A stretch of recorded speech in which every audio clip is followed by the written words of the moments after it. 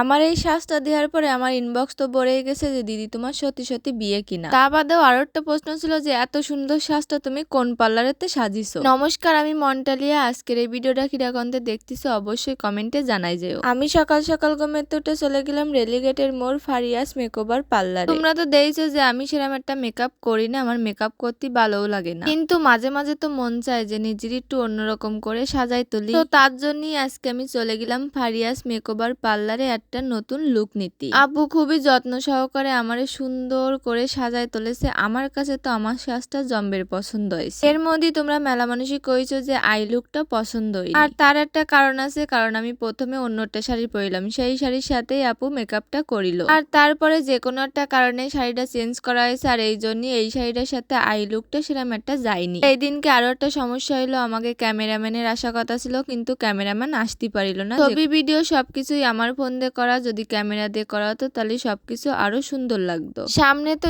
ঈদ আছে, ঈদ উপলক্ষে কিন্তু আপু মেলা মেলা অফার রয়েছে পার্লারে। তোমরা যদি কেউ আপুর কাছে সাজতে চাও তাহলে অবশ্যই আপুর সাথে যোগাযোগ করে বুকিং করে নিতে পারো।